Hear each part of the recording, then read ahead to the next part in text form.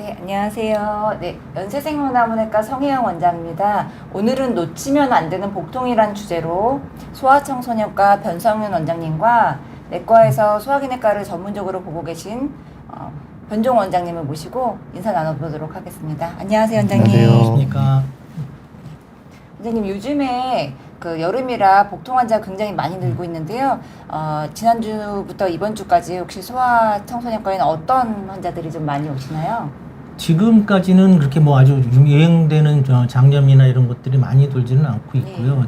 이제 곧 시작될 거라고 보입니다. 그래서 뭐 계절이 그러기 때문에 먹는 음식 문제 때문에 아무래도 뭐 당연히 이제 여기저기 다니면서 날 것들을 많이 먹게 되고 그러면 이제 우리 뭐 이따가 많이 말씀 나누겠지만은 여러 가지 전염병들이 많이 올 수가 있겠죠. 그래서 이제 오늘 물론 전염병뿐만이 아니라 다른 질환들도 다루긴 하겠지만 전염병에 의한 감염으로 장염들 오는 것들도 무시할 수가 없어서 이제 이번 대부분 가능하면 좀 날 걸 먹지 말고 깨끗한 것들을 좀 깨끗이 씻어서 먹는 거, 그다음에 데워서 먹는 거 이런 것들을 좀 신경을 쓰셔야 될 것 같습니다.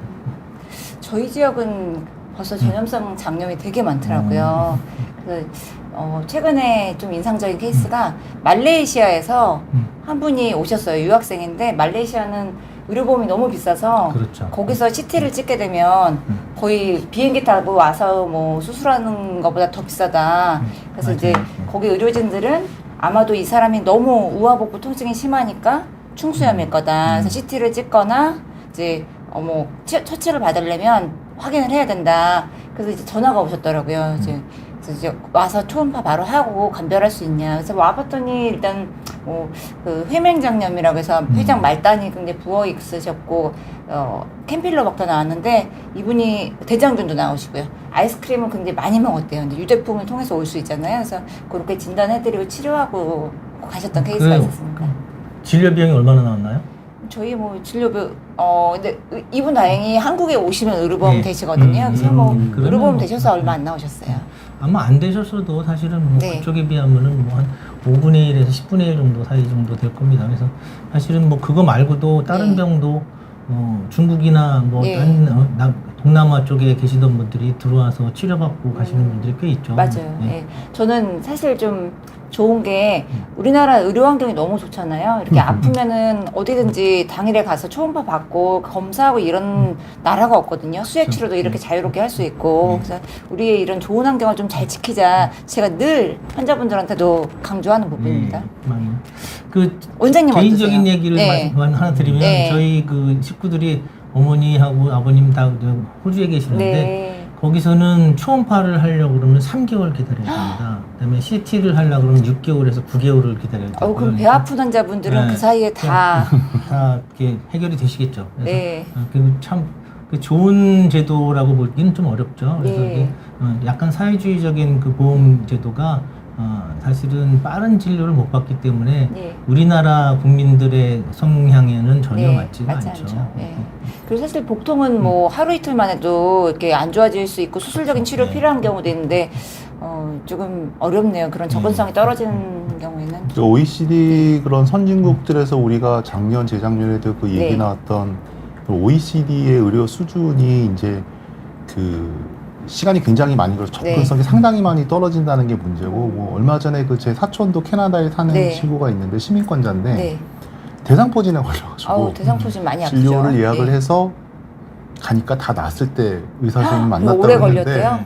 의사 선생님 진료 보면서 첫 말이 왜 이렇게 늦게 오셨어요? 그래서 아니 이거 오빠 이거 저보고 어쩌라는 얘기를 해서 저한테 얘기가 와가지고 이게 뭐 외국에는 실상 그런 식이고 이제 응급실로 가게 되면은 응급실에서 뭐 비용이 뭐 상상도 못하는 비용이 나오고 그러기 때문에 응급실은 그런 걸 갈 생각을 뭐 언감생심 꿈꾸지도 못하고 뭐 오히려 이제 한국에다가 얘기를 해서 비보험으로 진료를 받으러 오거나 약을 뭐 비보험을 해서 맞습니다. 보내거나 네. 그런 게 훨씬 더 굉장히 좋은 의료를 제도를 가지고 있는 거고, 또 제가 의사여서 이런 얘기를 하기는 굉장히 낯뜨겁지만 거기에는 언제나 이런 대부분의 이제 우리가 흔히 낙수과라고 하는 필수 의료과 선생님들의 어느 정도 성실함과 어떤 근면성 그런 것들이 있는 건데, 이제 그런 것들을 오히려 너무 좀 약간 매도하는 그런 경향들이 있어서 그 부분에 대해서는 상당히 좀 가슴이 아픕니다. 근데 이제 이렇게 잘 좋은 의료 제도가 네. 왜냐하면 제가 의사이기도 하지만 환자일 수도 있기 때문에 네. 환자일 수도 있기 때문에 잘 유지가 돼야 된다고 이제 저도 늘 강조를 하고 모든 의사들의 바람입니다. 그래서 저는 참 복통 환자분들이 오시면 참 걱정도 되지만 동시에 이 또 의사의 노하우가 굉장히 중요하잖아요. 잘 간별 진단을 해드리면 이분이 정말 드라마틱하게 좋아지거든요. 이 복통이 굉장히 빠른 시기에 안 좋아지기도 하지만 잘 진단해드리면 엄청 좋아지기 때문에 보람을 굉장히 많이 내는 질환 중에 하나입니다. 네. 그러면 우선은 이제 오늘 놓치면 안 되는 네. 급성복통 강의 좀 들어보면서 또 질문도 받고 이렇게 진행을 해보겠습니다. 뭐 항상 뭐 저희 병원에 찾아오시는 분 다양하게 환자분들 많죠. 근데 네. 이제 그래서 꽤 흔한 편인 환자가 이제 복통 환자입니다. 사실은. 근데 복통 환자가 증상이 참 우리나라는 뭐 아리아리하게 아프다, 삼삼하게 아프다, 네. 뭐 더부룩하고 막 울렁울렁한다. 어디가 막 찢어지는 듯이 아프다. 뭐 표현들이 너무 다양하죠. 다양하게 예. 나오시죠. 근데 이제 그런 표현들을 저희가 이제 감별을 해야 되는 거고, 이게 정말로 어떤 특별한 장기 쪽에 큰 문제가 생긴 건지, 그냥 어떤 장의 그냥 압력에 의해서 통증이 좀 더 반영이 되는 건지, 이런 것들을 구분을 해서 필요한 것들이 있으면 그거를 찾아가야 되겠죠. 그래서 검사들을 통해서 해야 되는데, 우리가 이제 제일 먼저 이제 여러 가지가 있지만 우리가 흔히 많이 보는 질병들을 이제 위주로 해서 찾아갈 겁니다. 그래서 다음 우리 복통의 위치, 우리가 장의 이제 사진을 보면 우리는 이제 의사들은 이제 여기에 뭐가 있다 이렇게 생각을 많이 하지만 일반인들은 그걸 잘 모르실 거예요. 그래서 간단하게 말씀드리면 1번 지역, 우측 상복부에는 이제 간이나 담낭이나 이런 것들이 있고 2번에 그냥 상복부, 중앙 상복부에는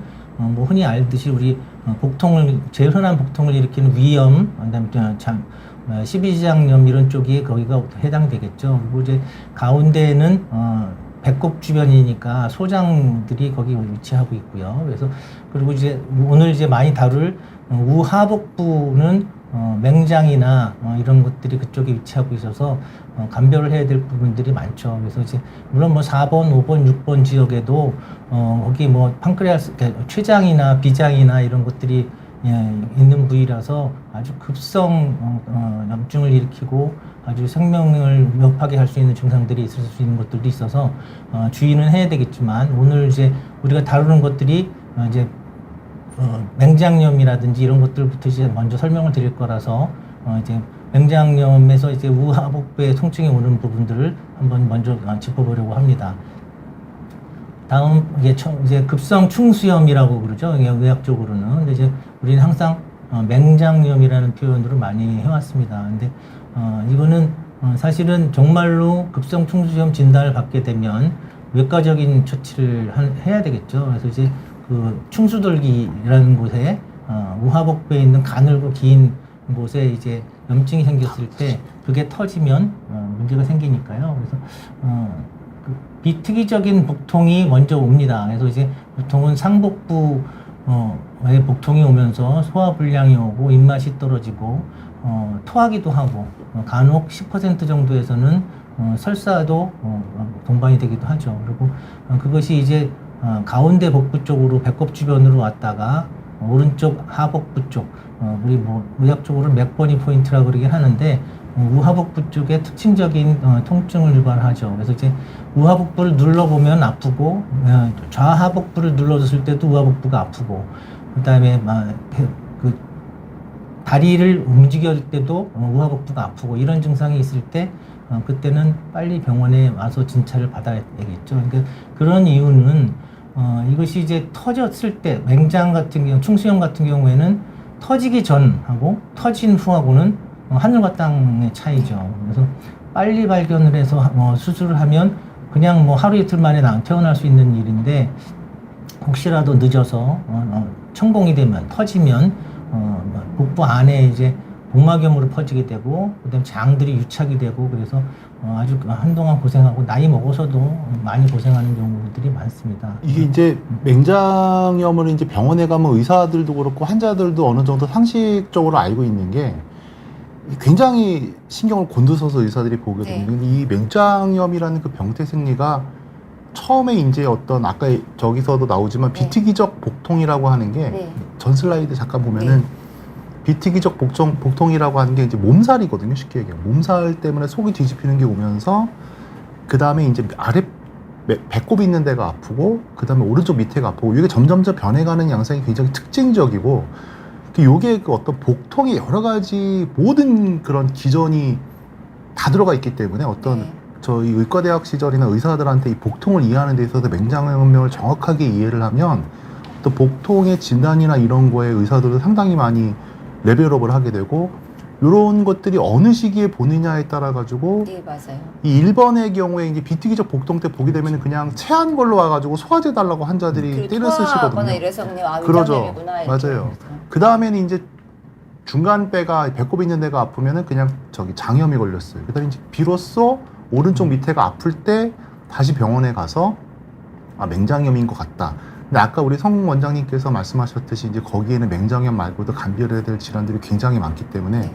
그래서 이게 이제 맹장염이 그런 어떤 의학적 의미가 있고 환자분들 같은 경우에도 다 알고 있는 질환이기 때문에 근데 결론부터 얘기를 하면 맹장염이 자꾸 의심이 되고 애매모호한 사항이 반복이 되면 실제로 이제 제가 종합병원이나 큰 병원에 근무할 때도 1년에 한 3번 정도 CT를 찍은 분이 있었어요. 그래서 그런 경우에는 예방적 맹장염 수술을 아예 하는 게 이게 왜냐하면 이제 수술을 놓치는 경우와 놓치지 않는 경우는 아까 우리 변성근 회장님께서 말씀하셨듯이 그 예후가 굉장히 많이 틀리기 때문에 교과서나 어느 책에도 보면은 맹장염이 의심되고 맹장염이 조금이라도 애매모호한 경우는 일단 수술을 해라라고 이렇게 처치에 나와 있는데 대부분의 경우에는 맹장이 아닌데 수술을 했어 이렇게 또 오해를 하는 경우도 있고 맹장염인지 맹장염이 아닌지 잘 구분도 못한다 이렇게 환자분들이 오해를 하는 경우도 있고 실제로 제가 나름 소화기내과 전문이고 소화기 쪽을 많이 보고 이제 자부를 하는데도 불구하고 진단이 틀릴 때가 생각보다 많습니다. 맞습니다. 그리고 그래서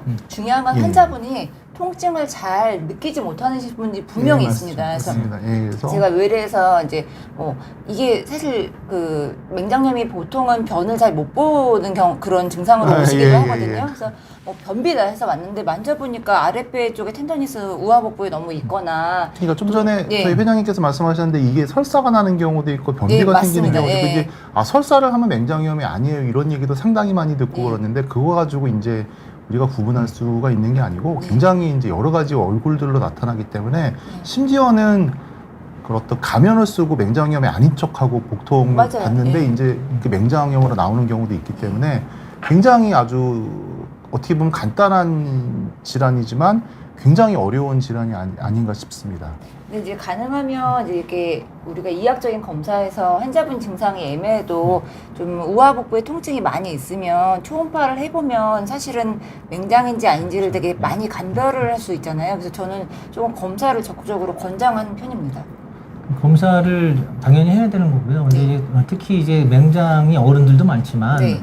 소화에서 특히 더 문제가 되는 게 맹장이라서 맹장 같은 경우에 저희가 이제 환자를 봤을 때 비특이적 복통이란 말이죠. 이게 네. 뭐 상복부, 중복부, 그다음에 우측 하복부 어디든지 와 있을 시기에 환자가 올 수가 있으니까 진찰을 하면서 아이들은 증상에 대한 표현도 자세히 못합니다. 네. 그러니까 이제 저희가 직접 눌러가면서 아이의 얼굴이나 복근의 움직임이나 이런 것들을 보면서 이 아이가 통증을 느끼는구나 이런 것들을 이제 보고서는 결정을 하게 되는데 그래서 애매한 경우가 사실은 참 많아요. 근데 그거를 무조건 큰 병원 가서 정밀 검사를 하고 수술을 해라 그렇게 하긴 좀 어려운 애매한 경우들이 꽤 있거든요. 그런 경우에 한 4시간이나 8시간 후에 다시 한번 진찰을 해보라는 거죠. 애매할 때는. 그러니까 괜찮으니까 약 줄 테니까 뭐 드셔보세요라는 게 아니고 그러니까 어떤 면에서는 보호자분들이 좀 야속해하는 때가 있더라고요. 네. 이렇게 이거는 맹장일 가능성이 있으니까 특별한 약은 못 드리고 이렇게 조치하시고 내일 다시 보겠습니다. 아니면 오늘 오후에 다시 보겠습니다. 그러면 아니 애가 배를 아파하는데 왜 약을 안 주나 뭐 이러시는데 우리가 맹장이 의심이 될 때는 장약을 절대로 먹지 말고 소아과 전문의를 찾아라 이렇게 돼 있고 소아과 전문의도 맹장인 경우에는 진통제 배가 안 아프게 하는 거 단순히 그다음에 진경제라고 해서 장 움직임을 조절해서 안 아프게 하는 그런 것들은 쓰지 않도록 되어 있습니다. 네, 초기에는 되게 놓칠 수 있기 그렇죠. 때문에 네. 양상이 변화하면 다시 와서 진찰을 그렇죠. 해보고 네. 또 필요한 뭐 초음파나 이런 검사를 통해서 좀 정밀 진단을 해보면 놓치지 않고 또 빠르게 예. 예, 확인을 할 수 그러니까 있습니다. 이게 그 만 5세 이하에는 그렇게 많지 않고요. 그러면 뭐 6세에서 10세 사이에 소아에서는 그렇게 많이 온다고 돼 있고 남자 어린아이에 더 많이 온다고 돼 있습니다. 그래서 원인은 이제 염증이죠. 쉽게 얘기하면 제일 흔한 게 염증이어서 임파선 조직이 거기 과증식을 하면서 염증을 일으키거나 거기 대변이 거기 차가서 막거나 아니면 이물질이 끼거나 뭐 이런 것들이 계속 있어서 그런 것들을 가지고 진단을 좀 해야 될 것 같죠. 이게 지금 변성균 회장님께서 굉장히 중요한 말씀을 해주셨는데 어떤 검사나 이런 것들이 굉장히 이제 주로 이제 저희가 맹장염의 진단율을 굉장히 가장 강력하게 나오는 검사는 CT다라는 게 이미 한 10년 전에 결론이 났는데 이제 사실은 그게 응급의학과 쪽에서 나오는 그런 얘기거든요. 그래서 우리 회장님께서 좀 전에 뭐 8시간이나 4시간 뒤에 복진을 다시 해서 확인한다는 게 굉장히 중요해요. 저 같은 경우에는 이제 CT나 그런 거를 찍는 것도 중요하지만 저희가 이제 CT나 이런 거를 개원가에서는 찍을 수가 없잖아요. 그래서 이틀 뒤나 하루 뒤에 꼭 와서 배를 다시 만져보도록 해라 환자들한테 얘기하고 오히려 그렇게 하는 경우에 진단율이 상당히 높고 어떤 환자 왜냐면은 10개 중에 7, 8개는 맹장염이 아닌 경우가 네. 많거든요. 이제 그런 경우라면 이제 양상이 이제 너무나 다르게 나타나기 때문에 하루 이틀 뒤에 어른들 같은 경우는 소아처럼 그렇게 급성으로 진행되는 경우가 많지는 않아서 여유가 좀 있습니다. 그래서 시간을 가지고 짧게 쇼텀 팔로우업을 해가지고 복진을 다시 똑같은 복진을 하면 이제 그 복진의 그 변화가 보이거든요. 그래서 그런 식으로 진행하는 게 상당히 좀 효과적이 아닐까 저 같은 싶습니다. 경우에도 뭐 복통 환자 초반에 뭐 토하는 거나 이 정도로 왔으면 사실은 거기서부터 애매하잖아요. 그때의 증상은. 그래서 환자분들한테 좀 교육을 해드리는 편이어서 우상복부로 이 통증이 이동을 하면 맹장일 수 있으니 다시 와야 되는 사인이다. 놓치지 말고 와라. 우하복부요. 예. 그래서 그 사인 알려드리고 또 근데 이제 뭐 예를 들면 토하거나 설사하는 건 좋아졌는데 배가 지속적으로 아파 안 좋으면 세균성 장염일 수 있으니 우하복부 통증은 없지만 전반적인 통증이 있으면 체변통을 드리고 여기다 받아와라.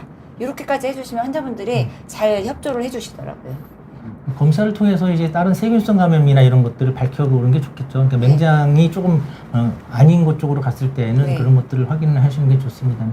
맹장의 가장 감별을 해야 될 부분은 소아에서는 특히나 장감막 임파선염이라고 해서요. 그쪽에 염증이 생기는 경우가 많은데 맹장이 아니면 보통 이제 CT를 해서 봤을 때 장감막 임파선염으로 네. 나오는 경우가 많거든요. 그런 때는 항생제를 좀 며칠 쓰고 그러면 증상들이 금방 호전돼서 네. 정상으로 돌아오는 경우가 많습니다. 네. 자, 그럼 다음번에는 충수 원인을 얘기를 해야 되겠죠. 원인이 아까 방금 전에 말씀을 드렸는데 임파선 조직에 증식이 많이 되고 그다음에 대변이 막히고 이물질이 끼고 그다음에 그 염증에 의해서 협착이 일어나고 또 드물게 과거에는 많았지만 지금은 이제 별로 없죠. 기생충이 거기 들어가는 경우가 있고 뭐 종양도 생길 수가 있습니다. 그래서 기생충은 과거에- 예전에 회충이 저기 들어가서 그렇죠. 저런 네. 경우. 거기서 발견되는 경우도 있었고 예, 예, 예.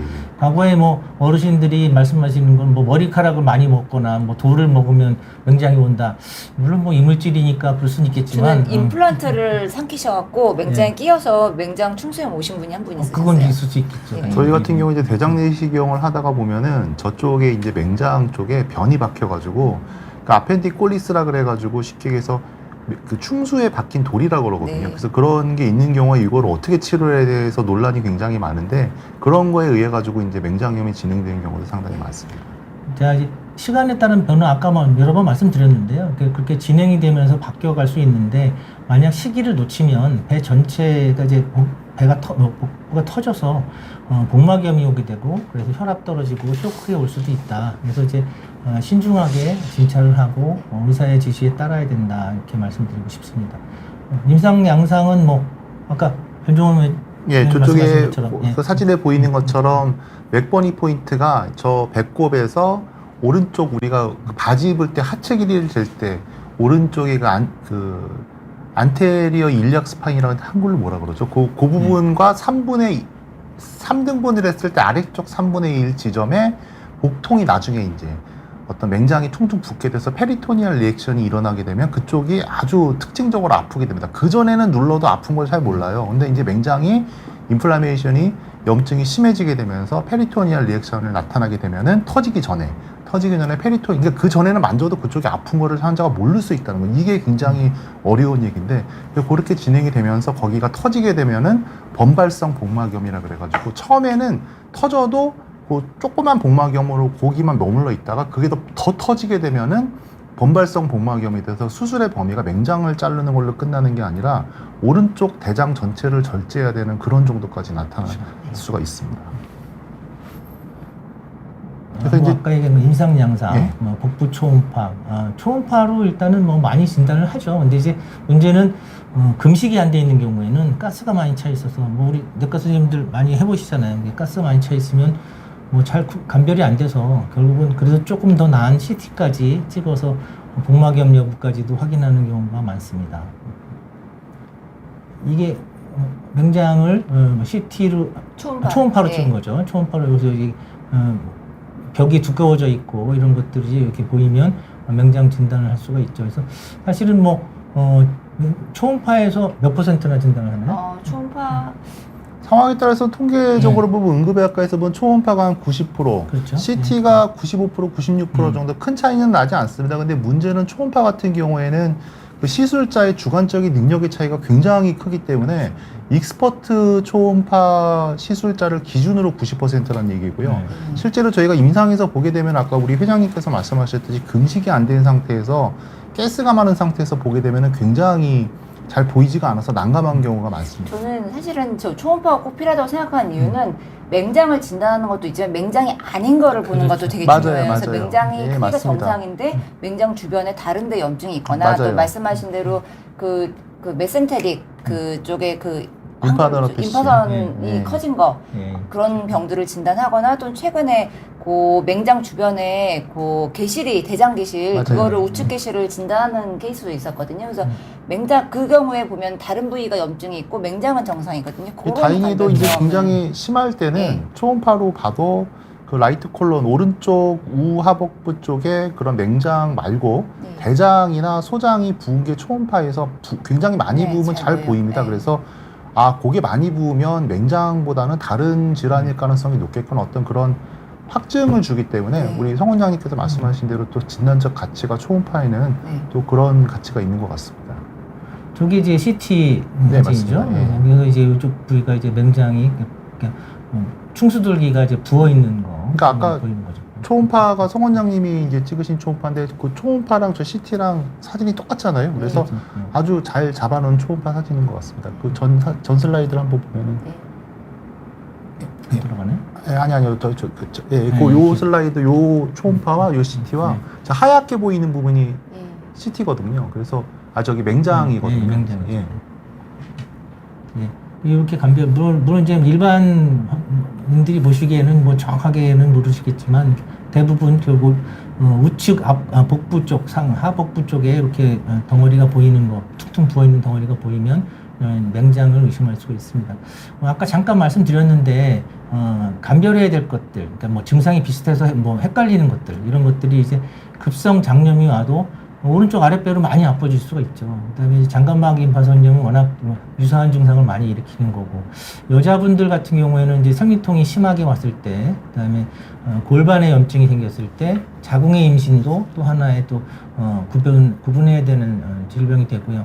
요로결석이 와서 우측에 요로결석이 오면은 증상이 또 비슷하게 옵니다. 그래서 뭐 이제 개실염, 맹장 충수돌기도 개실의 일종인데 결국은 개실염이 따로 있을 때에도 거의 비슷한 증상들을 유발시킬 수가 있죠. 자, 그러면 이제 오늘은 이거는 맹장은 요 정도로 해서 마무리 짓고요. 도움이 돼서 잠깐 질문이 네, 질문을 네. 좀 받아보겠습니다.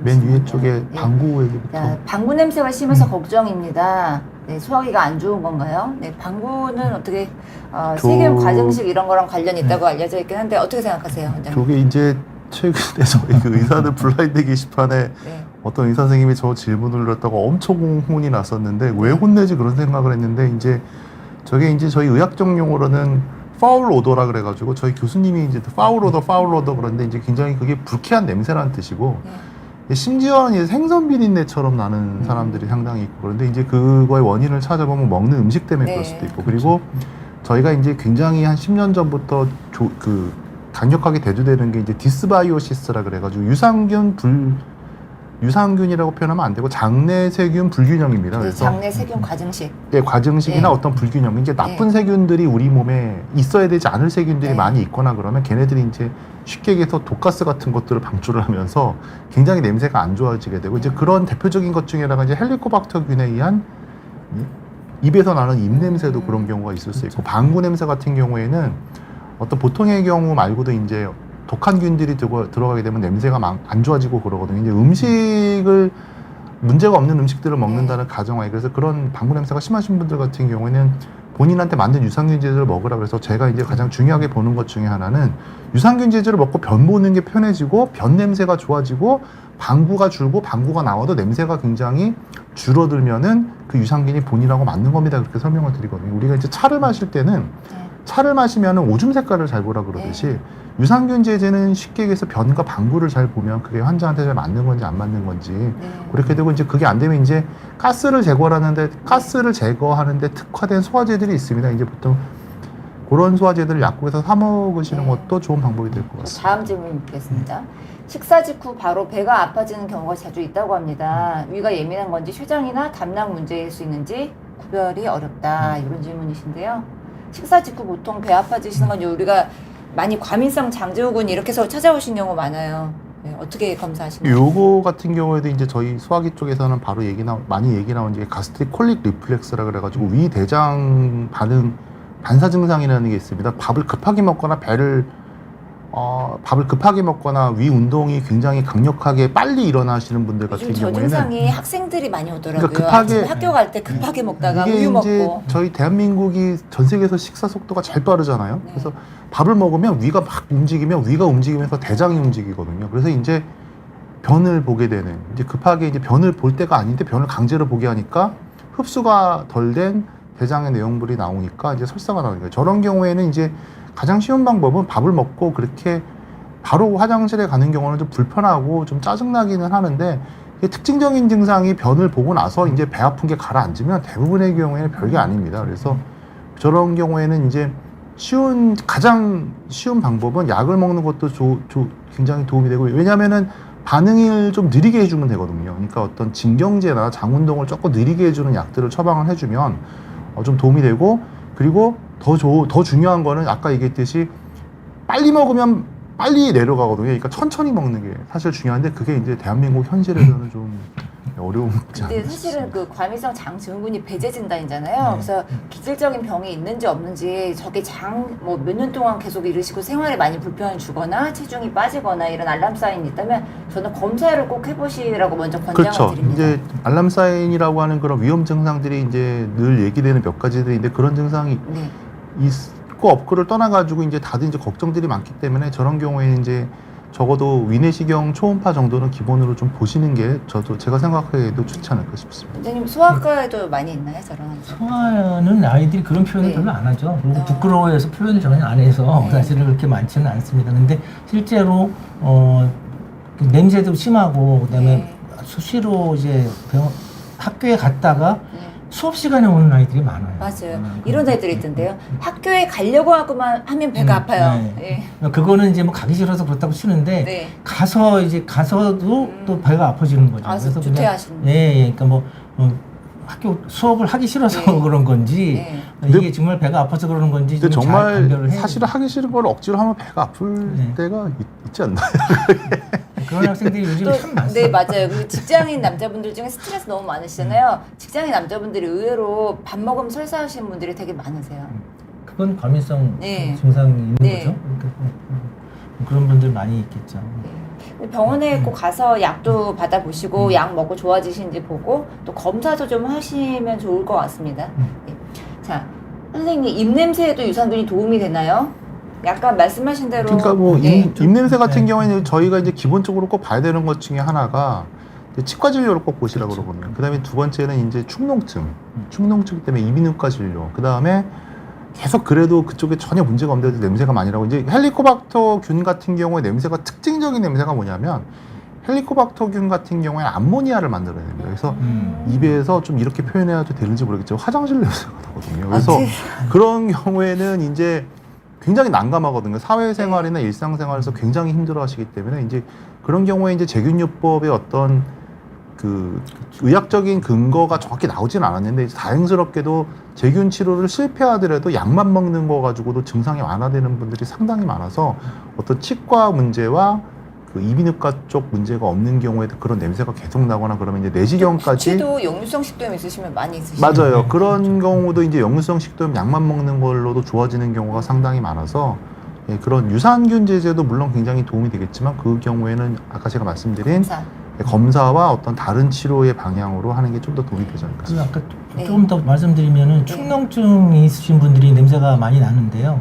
본인은 못 느낍니다. 아, 왜 예, 그러냐면 코 비염이 심하고 축농증이 심하다 보면 이 위쪽에 이제 후각 신경들이 마비가 되는 경우가 많아요. 그러니까 본인은 저는 진찰을 할 때 딱 얼굴을 마주대면 벌써 냄새가 딱 나서 비염이나 축농증이 있으신 것 같습니다. 그러면 전혀 없다는 거죠. 그게 이제 옛날에 그 제가 이제 고등학교 때 냄새로 이 질병을 진단하는 놀라운 후각을 네, 갖고 계시네요. 성문 기본 영어라 그래가지고 네. 고등학교 때 영어 지문 중에 그런 얘기가 있었는데 어떤 그 외국인 분이 자꾸 이상한 하수구 냄새가 난다 그래가지고 나중에 알고 보니까 의사가 네 코에서 나는 냄새라고. 근데 이제 여기 코가 역치가 굉장히 낮기 때문에 냄새를 계속 맡게 되면 냄새를 몰라서 이제 네. 그 자가 진단하는 방법 중에 좀 지저분한 방법인데 자기 손바닥에다가 침을 묻혀서 나중에 5분 정도 지나서 맡아보면 네 자기의 그 입냄새가 실제로 그 냄새다. 네.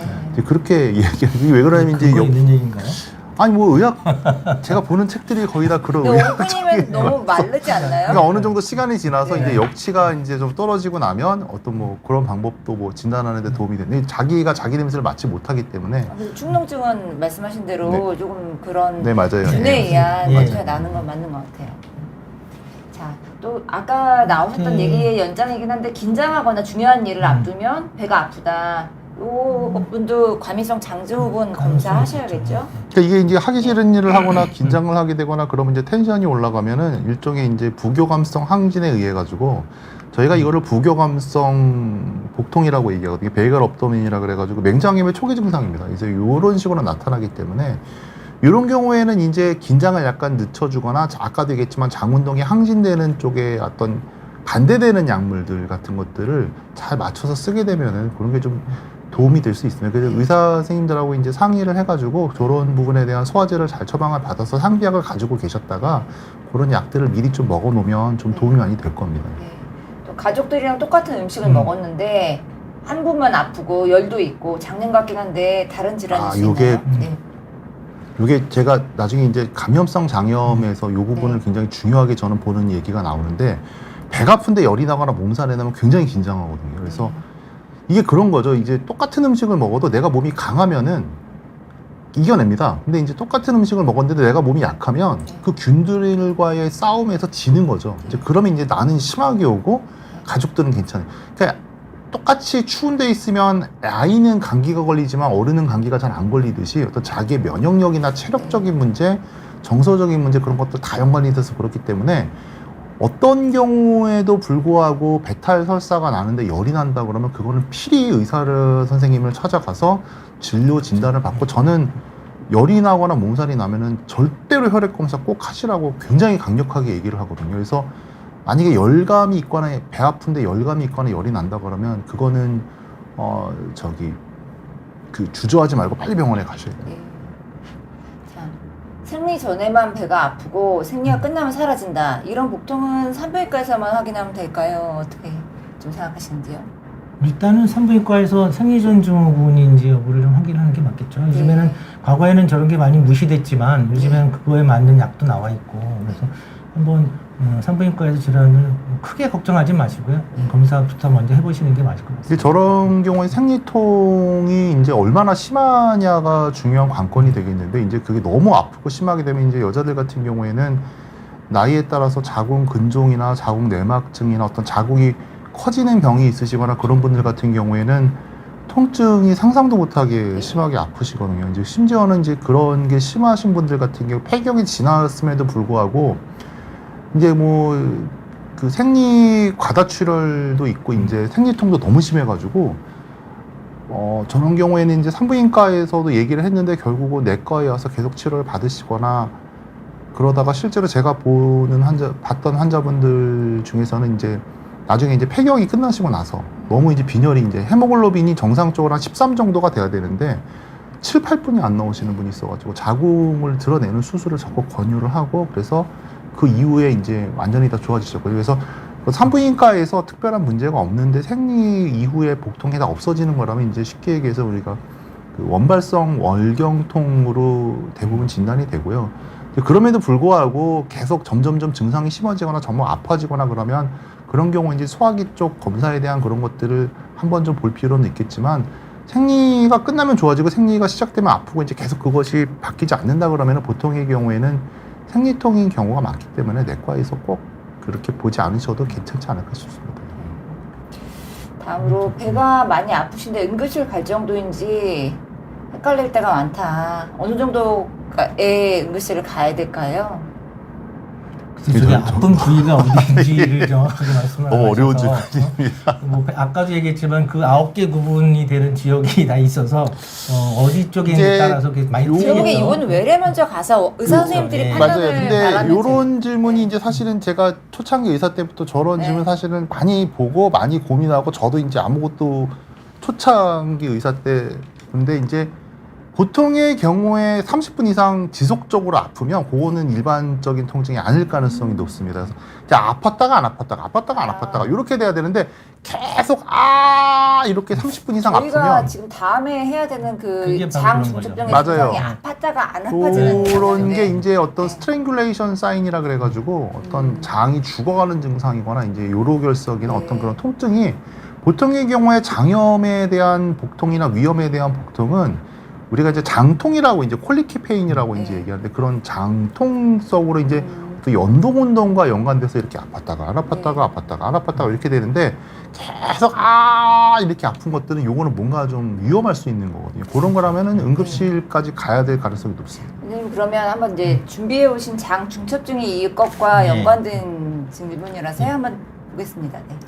장 중첩증이라는 게 있습니다. 그래서 이게 창자 겹침증이라고 부르긴 하는데요. 그래서 이게 이제 장이 장 사이로 끼어 들어가는 거죠. 이렇게 다음번 사진에서 더 뒤로 있지 않았나요? 넘어가면 더 뒤로 넘어가면 있어요. 네.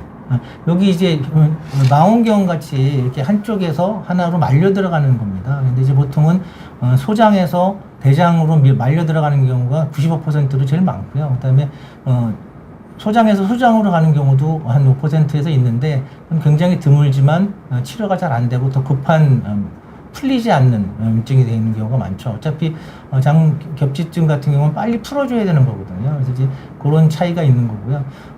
좀 전에 얘기했듯이 그 두 가지가 있고 소화에 있어서는 도수 정복을 뭐 하면 좋은데 이제 그게 뭐 쉽지가 않아서 이렇게 우리가 만져보면은 경험이 많은 의사들은 한 70% 경험이 많은 소아과 의사들은 한 70%에서 그 뭉쳐 있는 모습을 발견을 합니다. 만져집니다. 그래서 그렇게 되면 일단 뭐 강력하게 의심이 되는 거고요. 보통은 하루 이내 24시간 이내에 커런트 젤리 스툴이라고 해서 네. 그 건포도 막 이렇게 진리 껴놓은 것 같은 네, 아까 뒤에 사진. 점액 같은 네. 이런 대변이 갑자기 그냥 팍 하고 튀어나오죠. 근데 이제 이것도 중요하지만 가장 중요한 게 주기적인 복통입니다. 그러니까 한 1, 2분 정도 막 자지러지게 떼굴떼굴 구를 정도로 애가 아프다가 한 15분 동안 내가 언제 그랬나 싶게 장난감을 가지고 놀고 있어요. 그러니까 막 병원에 와가지고 들쳐갖고 왔는데 진료하러 들어와서는 멀쩡한 거죠. 근데 그렇다 그래서 소아과 의사가 괜찮습니다라고 보내지 않습니다. 그러니까 그런 증상이 있다 그러면 잠깐 보고 있다가 다시 만져보고 그다음에 또 아플 때 만져봐야 더 덩어리가 뭉치거든요. 그래서 이제 그런 걸 확인을 해서 필요하면은 빨리 이송을 해서 초음파 검사를 하고 이걸 풀어야 되죠. 또 저런 이상한 변을 보면 사진 찍어 오시는 게 도움이 되겠네요. 그렇죠. 사진을 찍어 오면 소아과 의사라면 당연히 그냥 저것만 봐도 일단 네. 진단이 내려지는 거죠. 그래서 그런 중요한 사인입니다. 사실은 그래서 엑스레이 일반 엑스레이도 찍어서도 어느 정도는 그쪽으로 뭉쳐 있는 게 보이지만 이제 초음파 사진 찍어보면 이렇게 장이 장 안으로 밀려 들어가 있는 안으로 밀려 들어가 있는 게 보이죠. 그래서 이런 경우에 이제 진단을 내리면 장 중첩증은 빨리 풀어줘야 됩니다. 그래서 이제 하루가 넘어가면 장들이 조금 괴사가 일어날 수가 있기 때문에 풀리더라도 안 좋은 거고, 아까 같이 그 커런트 젤리스툴이라고 해서 그런 대변이 나왔다는 얘기는 이미 안에가 좀 출혈이 되고 있다는 얘기나 마찬가지거든요. 그래서 그런 때는 빨리 해야 되죠. 그래서 이제 보통 옛날에는 바륨 관장이라 그래가지고 우리 조영제 장 검사하는 거로 많이 했는데, 요즘에는 이제 그것 때문에 그게 터졌을 때 문제가 좀 되기 때문에 공기나 아니면 물 통해서 조영을 해서 그걸로 이제 풀고 있습니다. 근데 경험이 많으신 방사선과 전문의는 그냥 그 액으로만 물로만, 그러니까 공기로만 해서 압력을 해서 풀지 않고요. 약간 손으로 약간 만지면서. 밀어줘서 그 같이 압력을 조정을 하면서 풀어주십니다. 그래서 그런 분들 만나면 빨리 회복이 되니까 더 좋죠. 근데 이제 그렇게 해도 90%는 장을 풉니다. 근데 그 중에 한 10%는 또 다시 재발을 해요. 근데 그러면 다시 또 풀면 되는데, 그렇게 한다고 하더라도 10%가 또 이제 안 풀린 사람들은 가능하면 저병은 수술을 안 해야 걸렸으면 참 좋겠네요. 수술을 해야 되죠. 수술을 해야 되는데 수술을 하고 들어가서도 두 가지 방법이 있습니다. 하나는 손으로 그냥 손으로 풀어요. 배를 열고선도 그렇게 하는 방법이 있고, 많이 괴사가 된 진행이 됐을 때는 잘라내는. 장 자체를 깨끗하게 잘라내야 후유증이 없습니다. 그래서 조기에 진단을 하고 해결을 하면 아주 간단하게 끝나는 것인데, 저게 이제 시간이 오래 끌고 가다 보면은 정말 아까 맹장 터지는 것처럼 복막염이 와서 아주 심각해지는 상황이 올 수가 있죠.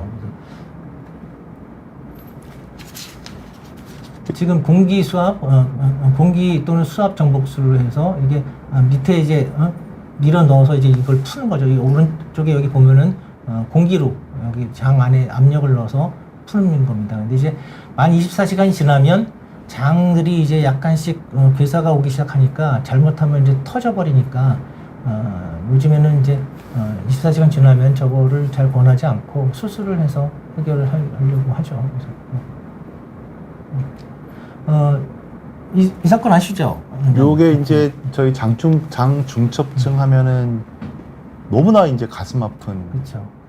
이거를 볼 때마다 굉장히 가슴이 진짜 좀 미어지거든요. 그래서 저희 빨리 이제 치료를 하고 좀 쉽게 얘기해서 이제 죽기 아니면 까무러치기로 치료를 하면 열에 9명은 살거든요. 근데 저거를 이제 많이 이제 전전긍긍하다가 물론 뭐 의료진의 책임도 있습니다. 어떤 상황이나 그런 걸 책임도 있는데 전전긍긍하다 결국에는 치료 시기를 놓쳐가지고 사망한 아이가 되겠고, 요거는 이제 아까도 말씀드렸지만 이 소아외과 전문의가 사실 전국에 별로 없습니다. 그래서 이 환자분들께서는 완벽한 거를 원하거든요. 소아외과 전문의가 백업이 되지 않으면 저런 바륨이나 어떤 수압에 대한 치료를 해서 그 이후에 문제가 발생했을 경우에 백업이 안 되면 치료를 하지 않겠다고 하는데, 수술을 해줄 수가 없는 거죠. 안 됐어요. 제가 만약에 보자라 그러면은 일단은 어떻게 되든지 간에 빨리 할 것 같거든요. 그래서 근데 저 매뉴얼 리덕션 이렇게 뭐 도수정복술이라는 게 네. 사실은 일반적인 병원에서 잘 못하는 그런 술기일 수도 저게 있을 문제가 것 같아요. 뭐냐면은 굉장히 저게 맹점이 뭐냐면 아이이기 때문에 표현을 잘 못하고 부모님들이 아이랑 24시간 붙어 있지 않은 분들이 많기 때문에 저게 24시간 전부터 그랬는지 48시간 전부터 그랬는지 정확히 알 수가 없습니다. 그래서 리덕션을 하고 나서 나중에 보니까 터지는 경우도 있고요. 그게 장담을 할 수가 없어서, 근데 일단은 확실한 거는 빨리 풀어지지 않으면 문제가 되거든요. 그래서 저런 경우에는 어떤 묻지도 말고 따지지도 말고 빨리 그냥 시술을 하는 게 이제 좋지 않을까 의료진하고 싶습니다. 보호자하고의 생각이 많이 틀릴 수밖에 없는 게, 의료진 입장에서는 수술을 할 수 있는 준비가 안 돼 있으면 그냥 다른 리덕션을 하기가 불안한 거예요. 하다가 안 될 때는 바로 수술을 들어가야 되거든요. 근데 소아를 수술할 수 있는 외과가 많이 없는 게 없죠. 지금은 현실이죠. 뭐 경기권에도 몇 분 안 계시고요. 뭐 전국에서도 아마 20분 안쪽일 겁니다. 그게 제가 알기로 소아외과 전문의 수술할 수 있는 분이 10분이 안 되는데, 얼마 전에 저런 사고 때문에 전남대학교 병원에서도 한 분이 그만두셨습니다. 그래서 사실상 거의 저런 백업하고 완벽하게 되는 병원은 거의 없다고 보셔도 되고요. 저거는 빨리 시술을 하지 않으면 아이가 굉장히 안 좋아지는 거기 때문에 그런 거에 여부 없이 빨리 좀 시술을 해달라고 의료진한테 맡기고 의료진한테 빨리 좀 부탁을 조치를 하고 해야죠. 재촉을 하시는 게 하시는 게 맞을 것 꼭 그 얘기를 한번 좀 드리고 저게 싶었습니다. 15년 전 얘기인데도 굉장히 좀 저 인상이 깊은 거라서 사건이 굉장히 큰 게 그 이후에 이제 국회나 이런 데서 저걸 일어나지 않기 위해서 여러 가지 법이나 이런 것들을 통과를 시켰는데 저는 굉장히 좀 약간 흥분스러운 게 전혀 개선이 안 됩니다. 그리고 전부 다 무슨 뭐 365일 모든 과 전과 전문의가 당직을 서라라고 얘기를 하는데 아까도 말씀드렸듯이 소아외과 전문의가 전국에 10명도 채 안 되는 상황에서 모든 전문의가 어떻게 당직을 쓰나요? 그게 뭐 말도 안 되는 얘기고요. 그래서 현실에 맞게 최선을 다해서 저런 아이가 나오지 않았으면 좋겠습니다. 첫 번째, 빨리 저런 사인이 보이면 예, 맞습니다. 가까운 병원에 가서 진찰을 하고 확인을 해서 진단을 한다. 두 네, 번째, 맞습니다. 가능하면 진단이 되면 빨리 상황을 파악하고 가능한 치료한 곳으로 옮긴다. 네. 빨리 치료를 그리고 뭐 어느 정도 가능하면은 빨리 그 도수 네. 치료를 빨리 시도를 해달라고 말씀을 드리는 게 좋지 않을까 싶습니다. 예. 다음 번으로는 이제 우리 탈장이 있죠. 이게 뭐 탈장이라 그러면 좀 생소하신 분들도 있을 겁니다. 근데 이제 경험을 한번 해보시면 이렇게 너무 뭐 눈에 띄는 것이라서 탈장의 부위는 여러 군데가 있습니다. 뭐 위쪽에서도 탈장이 될 수도 있고 배꼽에서도 되고, 그다음에 서해부라고 해서 사타구니, 그다음에 그 대퇴부에서도 될 수가 있는데 크게는 우리 배꼽에서 탈장이 되는 거, 그다음에 서해부에서 탈장이 되는 게 크게 두 가지가 있습니다.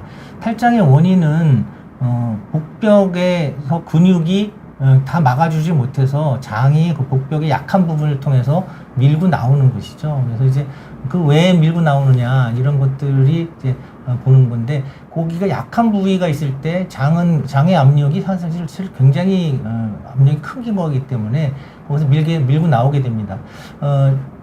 또 하나 이제 감돈 탈장이라고 해서 그 밀고 나온 것이 입구가 좁아서 다시 돌아가지 못하게 되면 이렇게 좁아지면서 여기가 이제 쉽게 얘기하면 괴사가 되고 썩는 거죠. 그래서 이제 그런 것들 때문에 감돈 탈장이 됐을 때에는 응급을 요하는 상황이 되는 겁니다. 그래서 그런 것들을 좀 염두에 둬야 되는 거고요.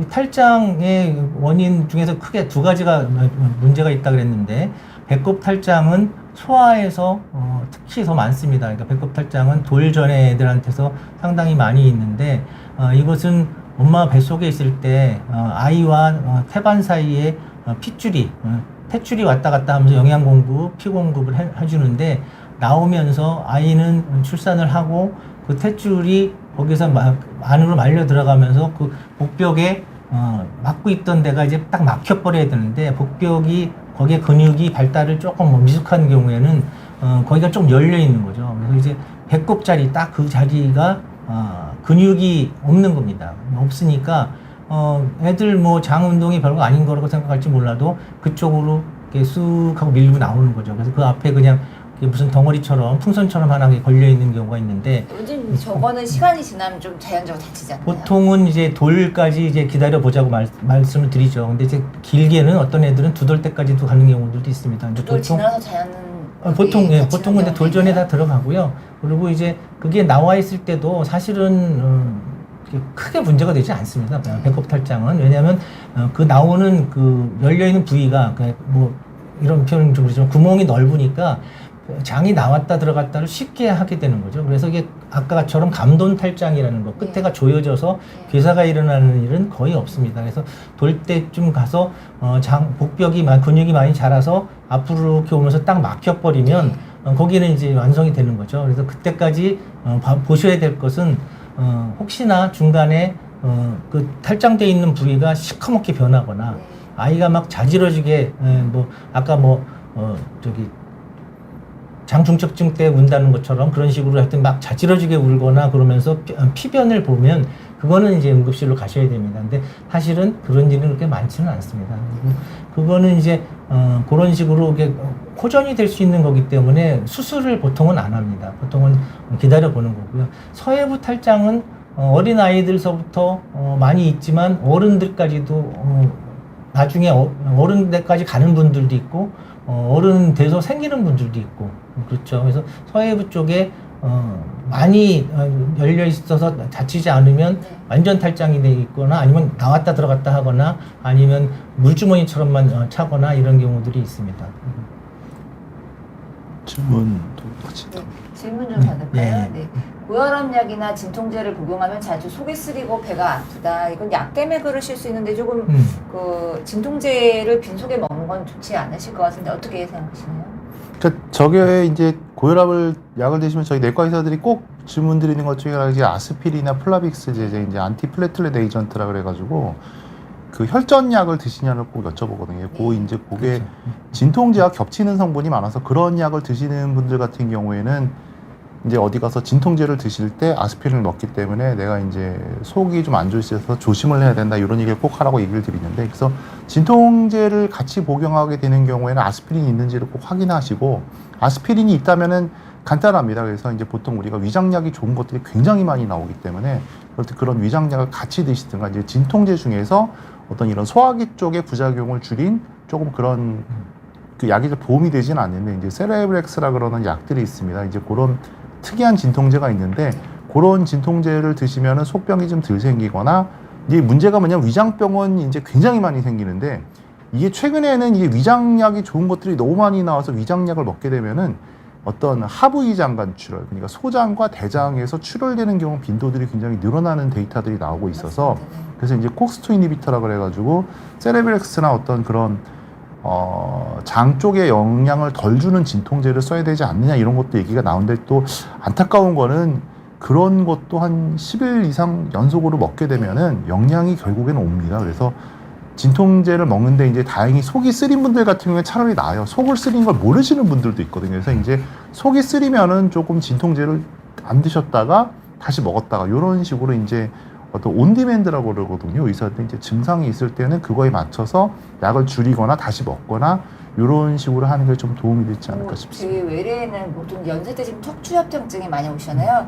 척추협정증이 약이 굉장히 세더라고요. 그 통증도 센 만큼 약도 굉장히 세서 그거 먹고 위궤양 발생하신 분들이 되게 많으셨어요. 근데 맞아요. 이때 우리가 통증의 양상도 관찰하지만 변의 색깔을 좀 보는 게 중요하다. 그래서 맞아요. 내가 예. 배가 아픈데 변이 까맣게 나온다. 이거는 내시경 해보셔야 되는 사인이거든요. 그래서 맞아요. 예. 그런 걸 좀 놓치지 않고 점검 오시면 좋을 것 같아요. 언제나 자기 몸에서 나오는 소변과 대변은 꼭 물 내리시기 전에 이제 예전에는 이제 그 궁중에서는 왕의 어떤 그런 거를 다 확인을 해봤다고 그러잖아요. 맞아요. 냄새도 맡아보고 먹기까지 했는데 본인 거는 그래서 꼭 변기물 내리시기 전에 네. 직접 눈으로 확인하시라고 저도 늘 강조를 하고 있습니다. 네.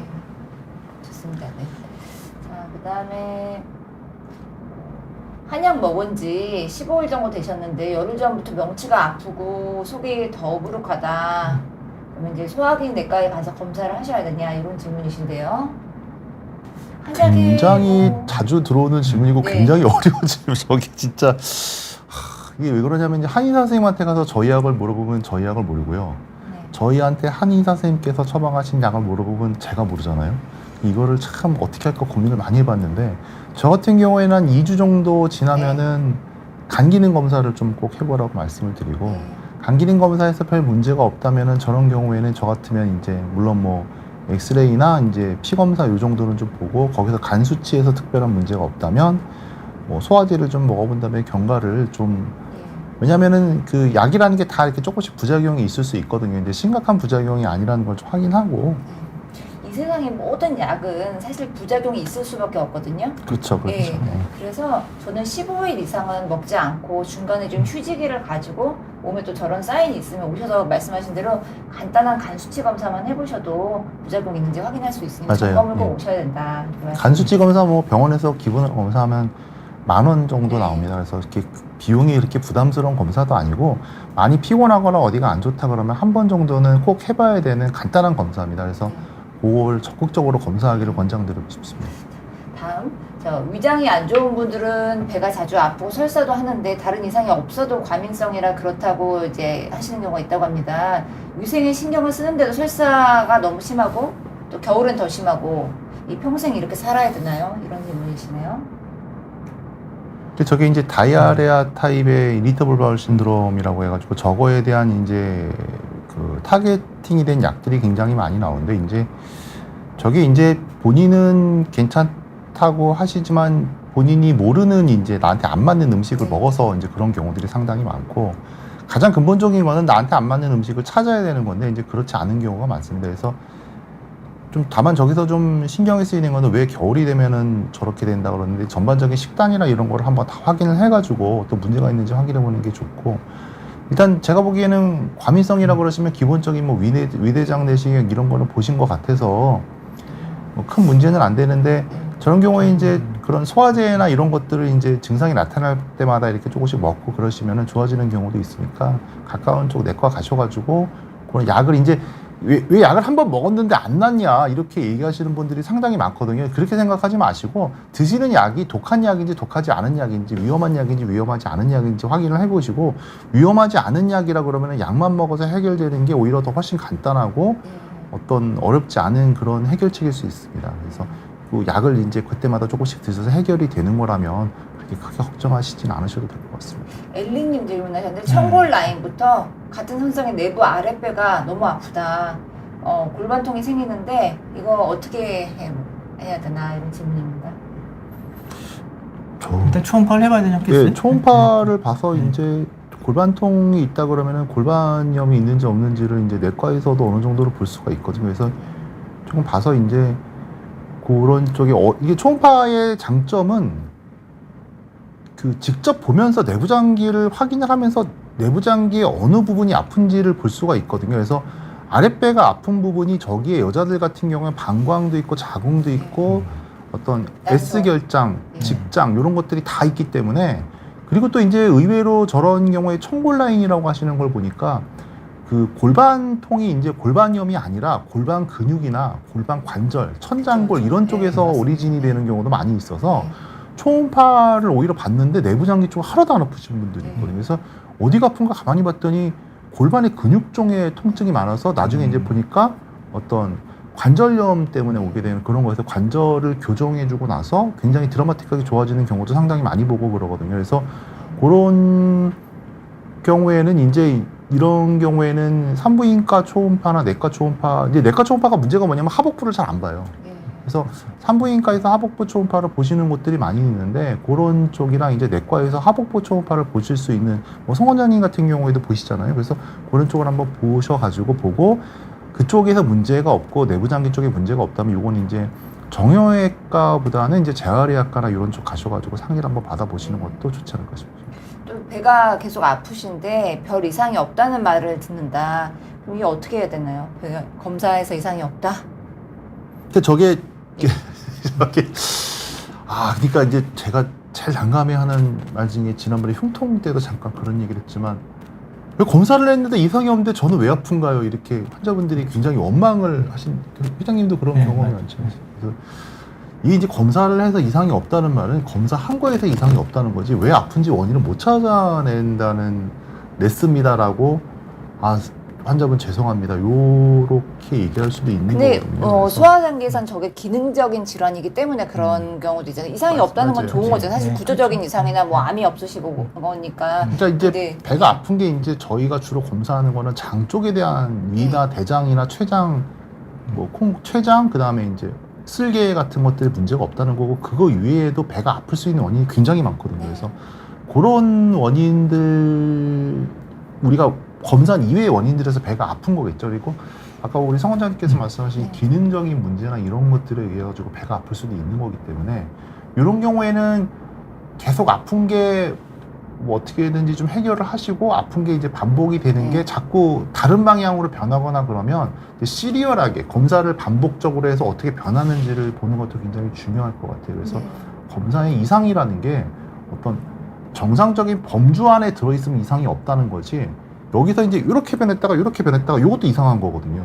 그래서 그런 것들을 이제 미세하게 확인을 해서 좀 찾아보면 뭐 뭐 도움이 되지 않을까 싶습니다. 말씀하신 대로 되게 배가 아픈 원인이 너무 많고 되게 총체적인 거죠. 음식이랑도 맞아요. 관련이 있을 수 예. 있고. 그래서 조금 외래를 꾸준히 다니면서 이 약을 먹었을 때는 어떤 반응이 있고 이런 식으로 해서 관찰을 하시면 좀 저는 도움이 될 것 같아요. 운동하고도 관계가 있습니다. 식사하고 나서 네. 어르신들 오시면은 그냥 식사하시고 그냥 가만히 앉아 계시잖아요. 맞아요. 그러면 안 움직여지니까 장도 안 움직여지거든요. 그러니까 그러고 나서 오셔서 배가 아프다 그래요. 그래서 이제 장 운동을 좀 개선하는 것들을 좀 써주면 조금 낫다. 근데 왜 이거는 또 아프냐 이런 얘기를 많이 하시는 거죠. 그래서 이제 그런 것들도 운동도 적당한 운동도 같이 좀 동반하는 것도 네, 네. 필요할 것 같습니다. 저희가 이제 시간이 거의 다 된 것 같은데 피디님 어떻게 마무리? 계실염에 대한 네. 거를 조금만 더 여기 네, 질문이 네네. 지금 들어왔는데 그러면 게실염을 알았다고 요게 하십니다. 제가 네네. 좀 얘기를 좀 하고 싶은 부분이 좀 있는데 이제 네. 계실염을 꼭 얘기를 하는 이유가 이제 저희가 이제 교과서에도 나오고 이런 것들이 계실염이 네. 어떤 수술을 하거나 어떤 유전적인 문제나 이런 게 나오는데 이제 되게 의아한 거는 대장내 아까 그 처음에 첫 강의 때 이제 맹장염 때도 우리가 네. 주로 이제 감별해야 될 질환이 계실염이잖아요. 네. 그래서 이제 계실염이 일종의 장염입니다. 근데 왜 대체 이게 생기느냐 환자분들이 굉장히 난감해하거든요. 이제 거꾸로 이거를 주로 외과에서 진단을 하거든요. 네. 근데 사실은 이게 내과적 질환, 외과적 질환이라고 우리 소화기내과적 질환이라고 강조를 하고 싶은 게 아니라 이제 장염에 대한 그런 범주에 들어가는 거기 때문에 이제 보통 이런 계실염을 어떻게 설명하냐면 환자분께서 먹어서 나쁜 거를 먹어서 나쁜 게 들어와서 생기는 거는 감염성 장염이나 이런 거라고 얘기를 하고요. 계실염은 어떻게 설명을 하냐면 내가 몸이 안 좋거나 피곤하거나 힘들면 생기는 게 계실염입니다. 이렇게 얘기를 하거든요. 그래서 남자들 같은 경우에 대표적으로 술이에요. 술 많이 먹거나 그러면 계실염이 잘 생기고요. 너무 스트레스가 심하거나 힘들거나 그러면은 장이 약한 겁니다. 그래서 몸에 골병이 드는데 장이 약하기 때문에 장에 골병이 드는 게 계실염입니다. 이렇게 얘기를 해서 변비도 있죠. 이게 압력 때문에 변비 이제 느끼시면 생기시죠. 그런 경우에는 레프트 콜론의 다이버티큘럼 계실염이고 네. 계실이 생기는 어떤 기존적인 원인이 있는데 우리나라 같은 경우에는 많지가 않아요. 다행히 이제 우리나라가 이제 어떤 해조류나 이런 식물성 같은 것들을 많이 먹어서 그런지 네. 오히려 이제 라이트 콜 그러니까 우측 쪽에 네. 계실이 많이 생기는 경우가 많고 따라서 우측 대장에 계실염이 생기는 경우가 많고요. 이 레프트 콜 그러니까 왼쪽에 계실염이 생기는 건 상당히 독합니다. 그래서 그런 경우에는 수술적 처치가 실제로 필요한 경우가 많은데 이제 한국에서는 우측 계실이 많고 따라서 우측 계실염이 많고 이런 경우에는 금식이나 항생제 치료, 그냥 수액 치료 네. 이런 컨디션 네. 우리가 이제 제너럴 컨디션 빌드업이라고 그러거든요. 그래서 어떤 그런 것들을 통해서 이제 잘 조절을 해야 되고 배가 아플 것 같으면 빨리 와서 링겔을 맞거나 뭐 다른 방법들을 취하거나 약을 먹거나 그러라. 이제 거꾸로 얘기하면 계실염 같은 경우에 항생제 치료를 해가지고 어떤 장염을 치료한다는 개념보다는 컨디션 빌드업을 해가지고 내 몸을 회복하게 해서 장염을 좋게 해주는 이런 방식으로 이렇게 해결을 하는 게 맞는 거거든요. 그래서 이 부분에 대해서 이 계실염의 치료 부분에 대해서 아직 정립된 게 그렇게 많지가 않습니다. 이제 오히려 이제 우리 의학이라는 것 자체가 서양 쪽의 의학에 대해서 정립이 된 부분이 많기 때문에 실제로 계실염이나 이런 치료에 대해서는 수술적 요법만에 강조가 되고 있지 어떤 교과서에 나온 것들이랑 실제랑 상당히 다르거든요. 그래서 이런 경우에 이제 계실염을 자꾸 이제 앓거나 그러면은 우측 계실 같은 경우에는 뭐 입원을 할 정도의 계실염이 우측이건 좌측이건 입원을 할 정도의 계실염이 심하면은 이제 이게 이제 생명을 위협할 수 있는 장염으로 분류가 되면은 그때는 이제 수술을 해야 되는데 문제는 이제 장을 이제 계실 있는 부분만 절제를 하는 게 아니라 뭐 오른쪽 반을 드러낸다든지 왼쪽 반을 드러낸다든지 이런 식으로 크게 수술이 들어가기 때문에 이런 부분에 대해서 이제 잘 관리를 하는 방법은 어떤 컨디션 조절이 굉장히 중요하다. 계실염이 진단만 잘 돼서 항생제 먹으면 대부분 잘 나시더라고요. 수술 없이도. 근데 이제 문제는 이제 자꾸 재발을 한다는 거죠. 그리고 이제 환자분들이 답답해하는 거는 왜 생기는지를 모르니까 예방을 할 수가 없고 그런 부분에 대해서 굉장히 분통 터져 하시는 분들이 많거든요. 그래서 이제 초기에 빨리 와서 이제 치료를 하게 되면 이제 간단하게 치료가 이제 끝나는 경우가 많은데 이걸 좀 딜레이하거나 그러면 마치 맹장염이 진행돼서 복막염으로 돼서 오듯이 계실염도 이제 그런 식으로 진행이 돼서 오는 경우가 많기 때문에 개수가 많이 생기는 경우가 많은가요? 뭐 한두 개 있는 게 많은가요? 아니면 아주 그게 이제 계실이 이제 여러 개 있는 경우랑 개수보다는 이제 그 계실 하나에 어떤 혈액 맥학적 어떤 불균형이 생기거나 그러면서 이제 이스케미아 상태, 이제 허혈성으로 돼서 오는 경우가 많기 때문에 한 개만 터져도 이제 큰일 나잖아요. 그래서 그렇죠. 근데 우리가 대장내시경을 보다 보면 그쪽이 이제 빨갛게 부어오르는 경우들이 종종 있고 그런데 이제 그런 식으로 이제 왜냐면 대장내시경 자체도 굉장히 스트레스거든요. 굉장히 힘들고 탈진도 굉장히 심해지게 네. 되고 이런 거기 때문에 그런 경우에 이제 거기가 이제 네. 나중에 아프고 자, 붓거나 마지막 그런 거죠. 질문입니다. 네. 신랑이 원인모를 복통이 심하다고 합니다. 이약 저약 먹어도 효과가 없으신데 어떻게 병원 오시면 진료 잘 봐주실 건지 질문하십니다. 아, 뭐 어느 환자분든지 오시면 성형외과 평택에 진료를 계십니다. 평택에 계신 명의들이시기 때문에 저는 성남에 있습니다. 예예예. 뵙고선 검사들을 좀 진행을 해봐야 되겠죠. 원인 모르는데 원인 찾아야 되지 않겠습니까? 원인을 네. 찾는 게 제일 중요한 것 같아요. 그래서 언제나 이제 장염이나 이런 것들이 오셔도 뭘 먹었습니까? 언제 먹었습니까? 언제부터 배가 아팠습니까? 이게 굉장히 중요하거든요. 이제 이게 왜냐면은 먹은 거하고 문제가 없는데 환자분들 같은 경우는 전날 먹은 음식들을 굉장히 의심을 하거든요. 그래서 사실은 이제 대표적으로 이제 항생제 용만성 설사가 있는데요. 네. 항생제를 먹고 설사가 쓰는 경우가 있거든요. 얘는 2주 지나서도 설사를 할 수가 있기 때문에 맞습니다. 굉장히 뒤통수를 때리는 경우가 많아서 원인이 없는 복통은 없겠죠. 저희가 원인을 못 찾는 거고 환자분이 못 찾는 거고 의사들조차도 못 찾는 그런 거지 원인이 없는 건 세상에 없겠죠. 근데 이제 원인을 최대한 찾아보고 이제 원인을 이제 하나씩 해결해 나가고 아까 이제 항생제나 필요하면 그런 것들을 써야 되는지 말아야 되는지 요거 하나만 말씀을 드리면 항생제가 가장 흔한 부작용이 장염입니다.